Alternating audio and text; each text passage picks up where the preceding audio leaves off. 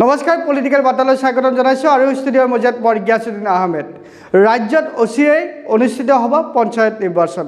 পঞ্চায়ত নিৰ্বাচনক লৈ এতিয়া প্ৰাৰ্থিত্ব প্ৰত্যাশীসকলৰ মাজত বিশেষকৈ তৎপৰতা অৱলম্বন কৰা পৰিলক্ষিত হৈছে। প্ৰাৰ্থিত্ব প্ৰত্যাশীসকলে তেখেতসকলে নিজৰ নিজৰ সমষ্টিসমূহত তেখেতসকলে বিশেষৰূপে তৎপৰতা অৱলম্বন কৰা পৰিলক্ষিত হৈছে।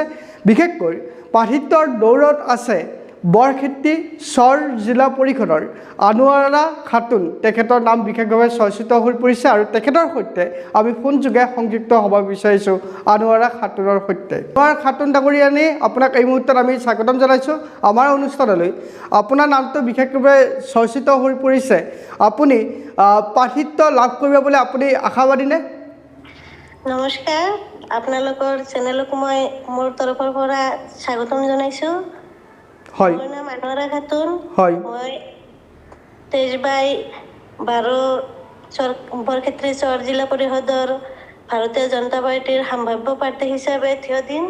হয়, এতিয়া আমাৰ ভাৰতীয় জনতা পাৰ্টীয়ে যদি মোক যোগ্য বুলি বিবেচিত কৰে তেতিয়াহ'লে মই এইবাৰ জিলা পৰিষদৰ সদস্য হিচাপে প্ৰতিদ্বন্দ্বিতা কৰিম বুলি ভাবিছোঁ।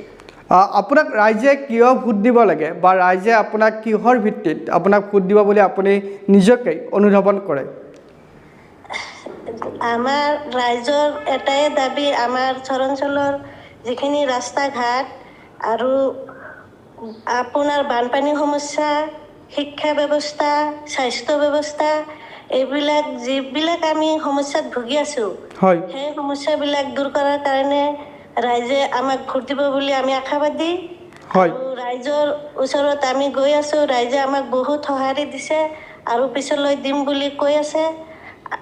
আমি সেইকাৰণে ৰাইজৰ ওচৰত গৈ আছোঁ আৰু ৰাইজক আমি যাতে সিহঁতৰ যিখিনি অসুবিধা সেইখিনি আমি সহায় সহযোগ কৰিব পাৰোঁ, আমাৰ ভাৰতীয় জনতা পাৰ্টীৰ হৈ আমি কাম কৰি যাব পাৰোঁ, সেইখিনি অৰ্থত আমাক ভোট দিব বুলি ৰাইজে আমি আশাবাদী। সংখ্যালঘু অঞ্চলত, বিশেষকৈ সংখ্যালঘু অঞ্চলত ভাৰতীয় জনতা পাৰ্টীৰ আপুনি যিটো উল্লেখ কৰিলেই যে আপুনি প্ৰাৰ্থিত্ব প্ৰত্যাশী, সংখ্যালঘু অঞ্চলত আপোনাক ভাৰতীয় জনতা পাৰ্টীৰ প্ৰাৰ্থিত্ব প্ৰত্যাশী বুলি আপোনাক আদৰি ল'বনে?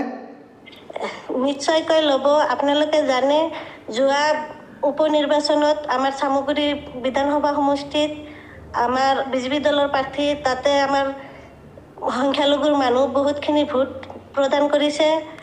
আপোনাৰ দিল্লীত বিধানসভাত হৈ গ'ল, তাতেও আমাৰ মাইনৰিটি মানুহ বহুত ভোট প্ৰদান কৰিছে। আৰু আমাৰ চৰ অঞ্চল 100% মাইনৰিটি হয়। যিহেতু আমি 100% মাইনৰিটি, আমি এইবাৰ ভাবিছোঁ যে আমাৰ মাইনৰিটি মানুহে বিজেপিক ভোট দি আমি এটা প্ৰমাণ দিব বিচাৰোঁ যে আমি সংখ্যাগৰিষ্ঠতা আছোঁ। আপোনালোকৰ যিহেতু এতিয়া যিকোনো মুহূৰ্ততে ৰাজ্যত যিহেতু পঞ্চায়ত নিৰ্বাচন অনুষ্ঠিত হ'ব, পঞ্চায়ত নিৰ্বাচনক লৈ বিশেষভাৱে তৎপৰতা অৱলম্বন কৰা পৰিলক্ষিত হৈছে প্ৰাৰ্থিত্বসকলৰ মাজত চৰাত।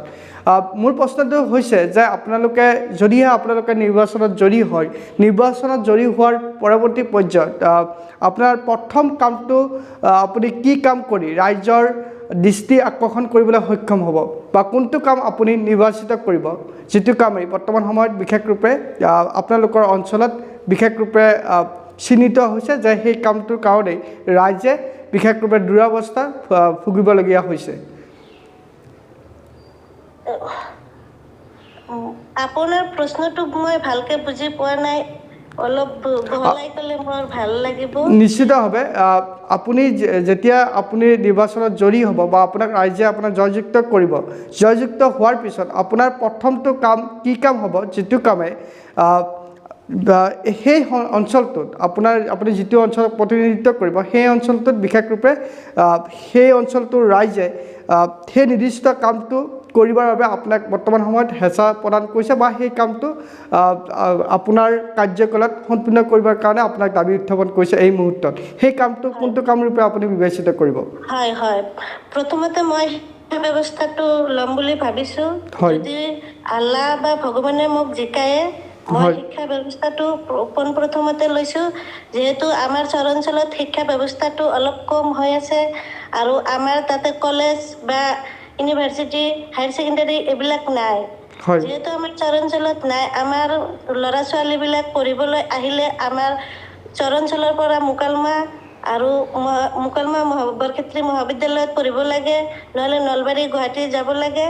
সেইকাৰণে আমি ভাবিছোঁ যিহেতু এইবাৰ আমাৰ বিজেপি চৰকাৰ, আমাৰ চেণ্ট্ৰেলতো বিজেপি চৰকাৰ, অসমতো বিজেপি চৰকাৰ, যদি আমি জিলা পৰিষদ জিকিব পাৰোঁ, শিক্ষা ব্যৱস্থা যাতে ভাল হয় সেইটো দিশত আমি সেইটো লক্ষ্য কৰি লৈছোঁ। আৰু শিক্ষা ব্যৱস্থাৰ পৰা হায়াৰ ছেকেণ্ডেৰীটো আৰু আমাৰ কলেজৰ এটা আবেদন জনাম বুলি মই আশা কৰিছোঁ। আপুনি বিশেষকৈ শৈক্ষিক ক্ষেত্ৰতো আপুনি গুৰুত্ব আৰোপ কৰিব বুলি উল্লেখ কৰিছে। হয়। ধন্যবাদ জ্ঞাপন কৰিছোঁ। আপুনি আমাক বহু ব্যস্ততাৰ মাজতো আপুনি আমাক এইখিনি সময় প্ৰদান কৰাৰ বাবে ধন্যবাদ জ্ঞাপন কৰিছোঁ। Thank U. পলিটিকেল বাৰ্তাৰ প্ৰতিগৰাকী দৰ্শকক এই মুহূৰ্তত আমি ধন্যবাদ জ্ঞাপন কৰিছোঁ। আপোনালোকে আমাৰ সম্পূৰ্ণ বাতৰিটো আপোনালোকে উপভোগ কৰাৰ বাবে আপোনাক ধন্যবাদ জ্ঞাপন কৰিছোঁ। পৰৱৰ্তী পৰ্যায়ত পুনৰ আপোনালোকক লগ পোৱাৰ প্ৰতিশ্ৰুতিৰে এই মুহূৰ্তত আপোনালোকৰ পৰা বিদায় মাগিছোঁ। ধন্যবাদ।